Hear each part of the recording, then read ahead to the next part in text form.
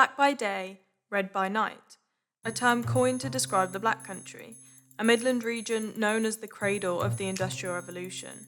But now that the once thriving industries have died out and the canals left empty, it pays to look at what remains, in a region whose identity was conceived from what is no longer there. This identity is argued by many across the region, especially when mistaken for being from nearby Birmingham, an error that can be likened to a deadly sin by locals. The very first thing that people will go is, I'm absolutely not from Birmingham, I'm from Black Country. But being from the Black Country myself, I wanted to ask about this identity here and now to gain an understanding of the region whose pride in itself has never faltered.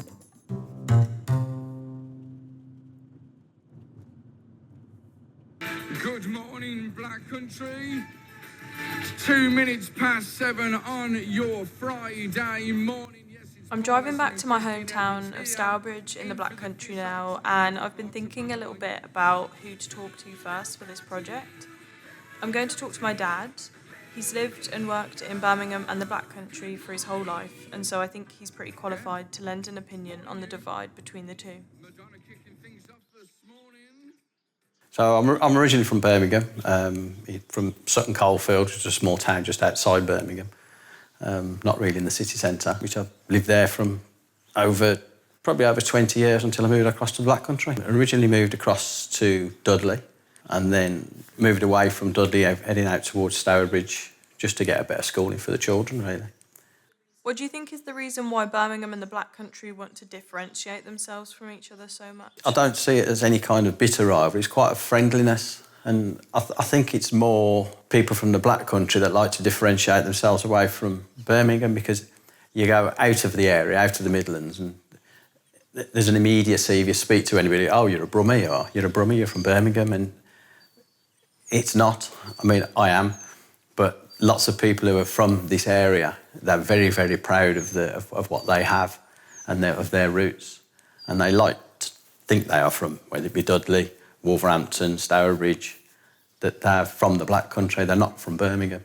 How do you think the character differs between people from Birmingham and people from the Black Country? Say I work in Smethwick, which that's a whole new battleground with Birmingham and the Black Country. It sort of sits, to my mind, in Birmingham, but to others it's edging on the Black Country. I don't really think it is, but we employ people from both sides of the fence, and Birmingham people, their character's a little bit harder, whereas the Black Country are a bit daft, for want of a better term. I think quicker to smile and have a laugh, but generally they all get on. There'll be, as in most factory places, you do get friction at times, which is unfortunate, but it tends to blow up with blokes. They sort of have a quick blow up, have a shout and a swear, and then everyone's happy again, and taking the mickey out of each other's accents, which is, you know, you're a yam, you're a Brummie, and things like that. But no, it's a nice mix that we have at work, and I say it's nice employing two different sets of people, even though everyone's the same. Within Smethwick stands HS Richards, the factory that my dad has worked at for over 30 years. It's always been a part of my life, growing up around the paint splatters and thick accents that make this place what it is. Smethwick's contributions to British engineering and manufacturing are renowned, notably being the birthplace of drastic advances in steam-powered engineering. Yet, sitting in an arguable position along the blurred borderline between Birmingham and the Black Country, it's a place that's cause for debate about who it really belongs to. No, that's Jane. Yeah, what about it? Oh, No. how many ladies for you, bro? Quite a few, mate. Would you say that you're from Birmingham or the Black Country? I'm from the Black Country, mate. Right, what would you say is a defining character of people from the Black Country? We speak proper, but I'm very proud of my accent. Even though people take the mickey. And where would you say the line between Birmingham and Black Country is? Ooh, I say Birmingham Road is top of the street. Smethwick's a part of Birmingham. Yeah, nah, it's got to be Birmingham, that is. Yeah, I wouldn't class Smethwick as Black Country.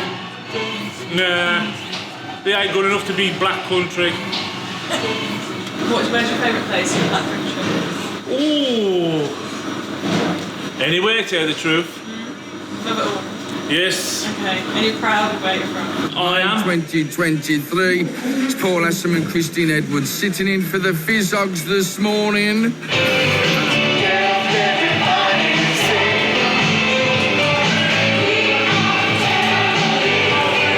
I'd class myself as a bummer, yeah.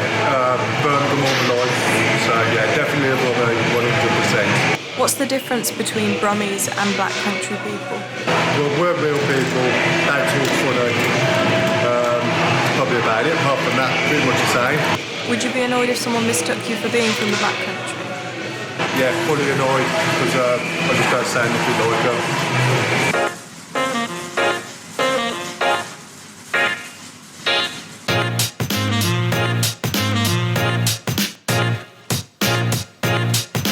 Changing the pace, I followed around a local artist in Wolverhampton who captures the Black Country through photography, highlighting both the dilapidation and the change that the region has seen. I'm Tom Hicks. I'm an artist from Kingswinford, which is in the Black Country. I've been working on a project for around 5 years called Black Country Type. Didn't class myself as a photographer, and I still don't really. I just use photography as a way of putting across things I like. They're things that I probably would have written about, but I think photography I've found fairly quickly is a real shortcut to putting things across that I'm interested in or think deserve another look. So the Black Country element of it relates to the region that I'm in, which has got a lot of people are puzzled by the term Black Country. It basically relates to the Victorian and Industrial Revolution period where the Black Country region was covered in factories and industry, and it was described like that in literature because it was full of smoke, and the name has stayed with it. But it's a kind of an unusual term for an area of the country. The other side of it is type. So originally my project that I was working on centred on type as an idea, so typography on buildings, handwritten lettering, graffiti, and I was quite strict at first with that. I've done a lot of kind of projects around the idea of walking and how it's a way of taking in your local environment. So it's a kind of a simple approach. I've got an iPhone, which isn't even the most up-to-date one, and that's what I use. I like it without that bit there, so I might move a bit further around and see if I can get the same picture without breaking my neck. So again, you got plants there. I'm not really interested in the plants. Probably line that into the corner like that, and then that becomes a shot I probably would use as a post. The Black Country itself is, it's kind of an unmapped area in terms of you can't really find a defined border, which means there's lots of scope that there are lots of places I've never been to. And I think as a project, the Black Country would be almost like an endless project anyway. Because even if you've been to all the towns, you've not been inside all the buildings or around the backs of buildings or spoken to everyone in the Black Country, so it's like pretty much an open-ended project. What do you reckon to this kind of insistence that there is a border, and that it's us and them kind of thing with Birmingham and the Black Country? Yeah. What do you reckon to that? I think it's really interesting. I've found with this project that Birmingham's really receptive to it, and I think Birmingham see the Black Country as part of their city. It's just on the edges, whereas people from the Black Country wouldn't see that at all. And it's not like a hatred. It's just you just need to say. I think people have got this opinion that Birmingham needs to be Birmingham. We'll always be this, and you need to just separate those two things a bit. And one of the big confusing parts about the Black Country is that nobody's decided on the borders. So I think about 2 years ago it appeared on the Ordnance Survey map. So it says Black Country, but unless you live under the letters, where is it? There's no actual defined border. I took a walk along the Stourbridge canals with a local academic and writer, hoping that she can lend some wisdom to help me fully understand the complicated landscape of the Black Country.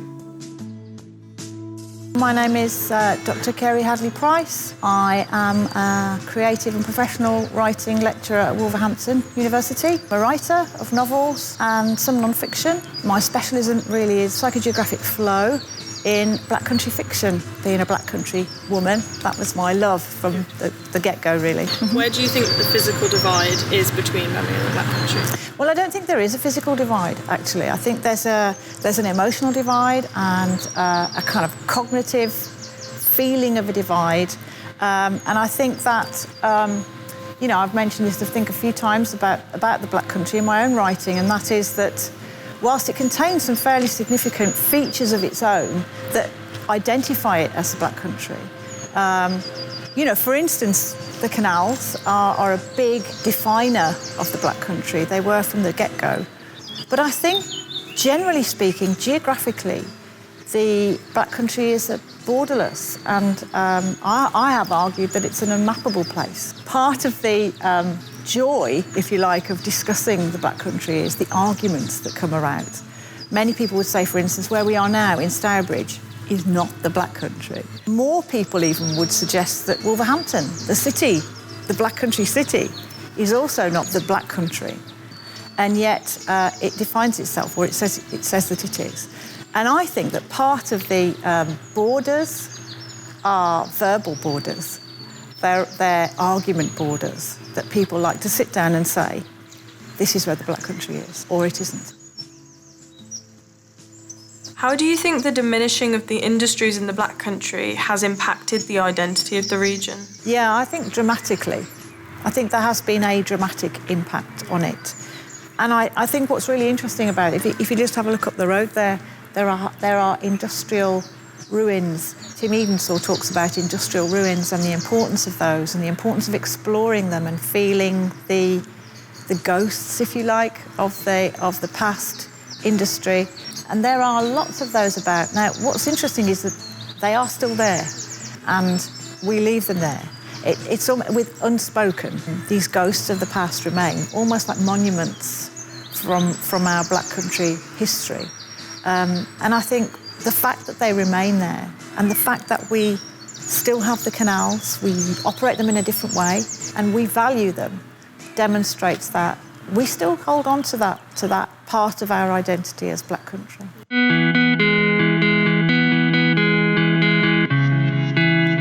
The easiest way, I suppose, of defining a place is to say, well, look, here are the geographical borders. This street is in this place and this one is not. I think what's interesting about the black country is you can't really do that. And this sense of borderlessness and unmappability translates itself into every aspect of black country life, actually. And I think that, yes, there are some elements of black country that you can say this is definitely part of their identity. The canals, for instance. Some of the industries still remain, the dialect. But there is such a subtle change between where the black country is and where it might not be, that the borderlessness and unmappability becomes part of its identity.